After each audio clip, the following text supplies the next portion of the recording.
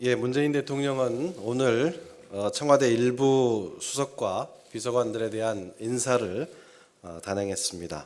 문재인 정부 지난 1년여 이 방향을 잡고 밑그림을 그리는데 조금 더 주안점을 줬다면 이번 개편을 통해서 훨씬 더 광범위하게 소통하면서 속도감 있게 성과를 내겠다 하는 대통령의 의지가 반영된 인사로 해석해 주십시오. 자, 정치 현장으로 들어가겠습니다. 오늘 보셨지만 청와대가 2기 청와대 인사를 단행했습니다. 경제 라인이 이제 교체가 됐는데 지금 그 비서실장 같은 경우는 지금까지는 이제 밑그림을 그렸던 단계여서 이제 속도감을 가지고 성과를 내겠다 이렇게 얘기를 하지 않습니까? 네.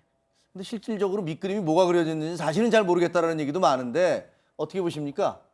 밑그림이야 뭐 그려졌죠. 그러니까 소득주도 성장이라는 큰 그건 처음부터 키워드가 있었던 나왔고, 거죠. 그다음에 최저임금 인상이라는 부분이 진행이 됐고요. 네. 근데 이제 그게 너무 급격하게 진행되다 보니까 그 속도 조절을 잘 못해서 자영업자들이 너무 힘들어지고 오히려 일자리는 줄어들고 이런 거 아닌가라는 지금 논란이 되고 있는 거고요. 통계청 수치에 따르면 뭐 실업률이 사상 최고다 이런 얘기들이 나오고 있습니다. 네, 지금 그래가지고요. 거기다가 소득 순위에 그러니까 그러니까 저소득자들이 훨씬 더 힘들어져서 그래서 고소득하고 저소득 간의 5분위의 배율이 제일 지금 커졌다는 겁니다. 그러니까 쉽게 얘기하면 빈부격차가 빈부격차가 확산되고 커졌다는 있고 거죠. 가난한 사람 더 힘들다 이런 얘기잖아요. 예, 그렇죠. 그런 마당에 지금 근로시간을 단축하는 문제도 계속해서 논란이 되고 있는데 그 부분에 대해서 정확한 팔로업 없이 지금 정책이 추진되는 거 아닌가라는 지금 불안감이 있지 않습니까? 네. 그래서 이 부분에 대해서 일단 이런 큰 그림은 나왔는데 이게 현실에서 제대로 작동하는 원래 의도했던 대로 작동하기 위해서는 이 상황을 잘 아는 정책을 추진해봤던 경험이 있는 사람들이 해야 되겠다라는 생각을 한 것 같고요. 아. 그래서 지금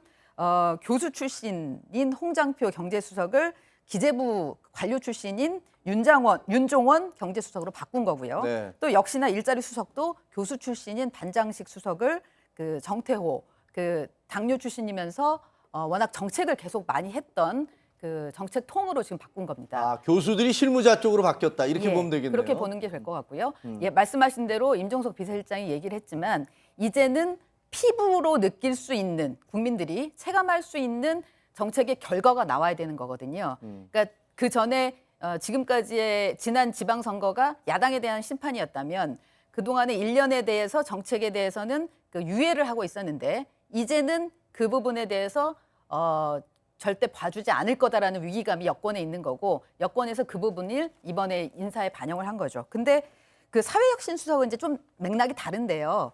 그러니까 사회혁신수석을 지금 시민사회수석으로 바꿨잖아요. 예. 그러니까 이름이 왜냐하면 청와대에 지금 사회수석이라는 게 또 따로 있습니다.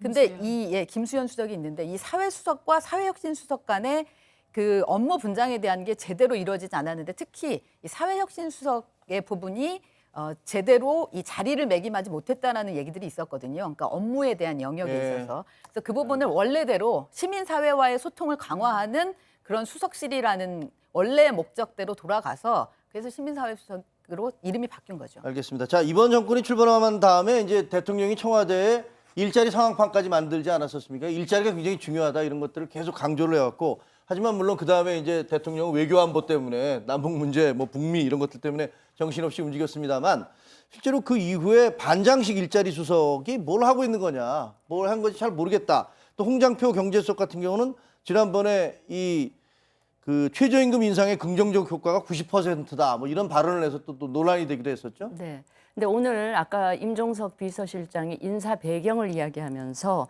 앞으로 이제 속도감 있게 성과를 내야 하기 때문에 교체했다 이렇게 말하지만 결국은 지금 이 1기 팀은 실패했다. 따라서 저는 제가 보기에는 문책성 인사라고 평가를 하고요. 지금 말씀하셨던 대로 우리 국민들이 다 기억을 하시듯이 문재인 대통령이 청와대 처음 들어가신 날 일자리 상황판을 집무실에 설치하고 일자리 대통령이 되겠다 이렇게까지 말씀을 하셨습니다만 1년이 지난 시점에서 발표된 이 고용 지표들이 워낙에 우리 국민들 많이 충격을 받았고요.